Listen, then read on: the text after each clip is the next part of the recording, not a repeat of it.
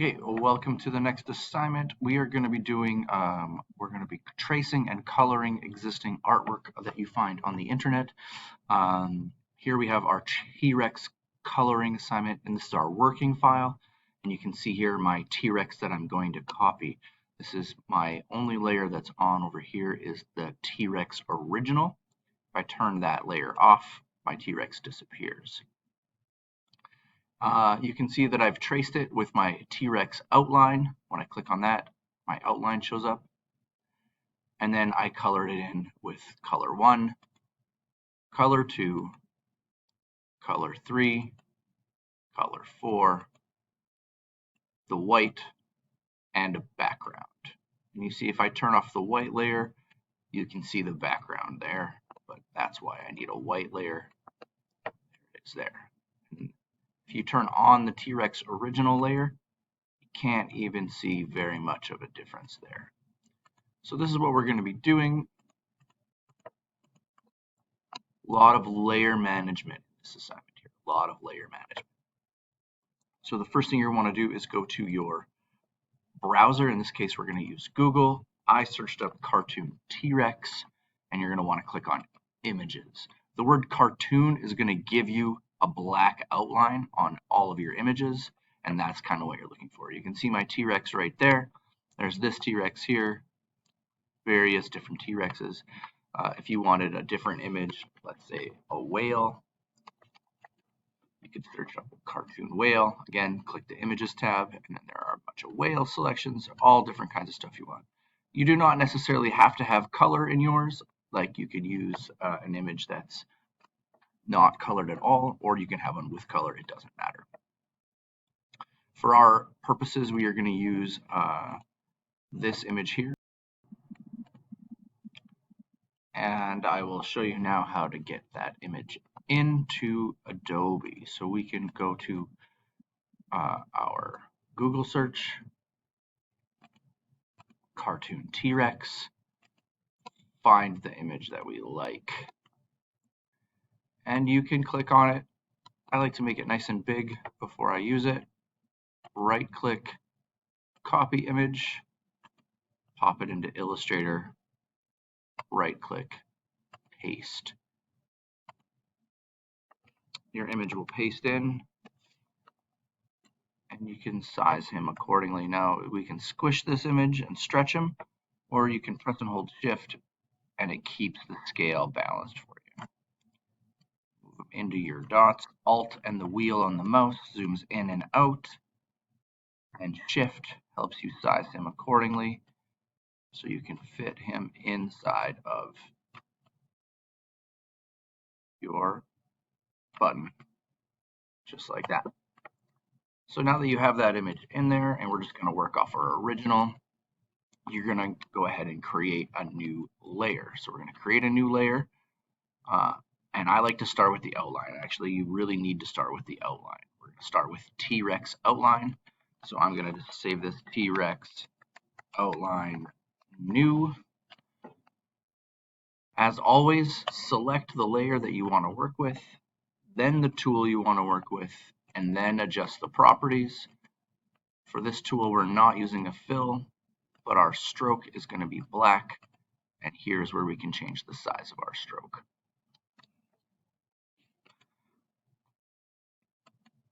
We'll go back to our layers, and we're going to select the T-Rex original. And in order to make any changes, you have to make sure that it is not locked. So now we can select our T-Rex original, and we are going to change the opacity. Under properties, the opacity to about 50%. 44% is fine. You're trying to make it a little bit see-through. So again, about 50% doesn't really matter. Go back to our T-Rex outline new, select the tool that we want, no fill, we're doing a color stroke. We make the opacity lower so that we can see what we've worked on and what we haven't worked on. And we are just going to find a size of our tool. I like 0.5 for this one. It's about the right size. If it's a little bit bigger or a little bit shorter, it's okay. click and we'll just start to trace our outline. Trace our outline as best as we can, changing the size of the brush as we need. And we'll just go around. You can see how it smooths things out for you. The line becomes smooth and not rigid. That's a setting on the paintbrush that should already be on your computer. And you're going to go over everything black. I like to change my brush size as little as possible, but in this case here we can drop down to all the way to 0.25 and get into smaller places like this and finish off those colorings in there. Alt in the wheel, you can zoom out and you can see I'm starting to trace my T-Rex. You're going to go around this entire object and color in everything black. This is what you want to do first.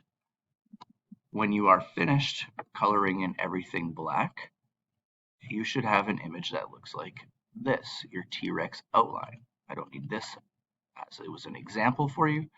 This is my T-Rex outline. If I turned T-Rex original off, you can see that's just an outline there.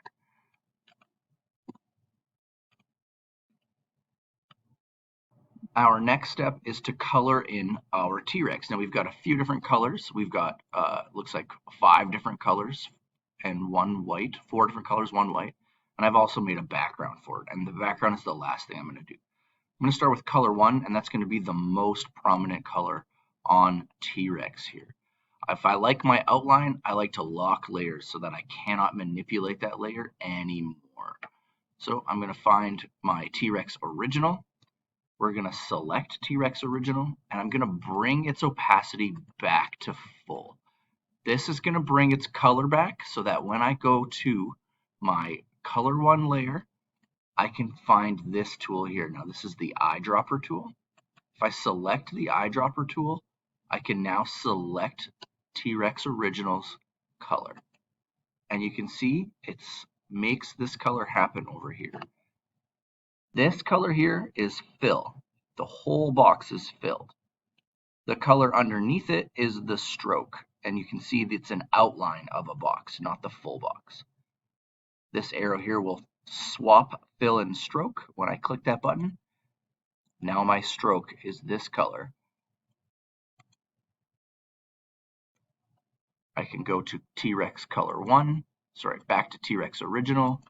Now I change the opacity back to 50%, go back to T-Rex color 1, and I can, with my paintbrush,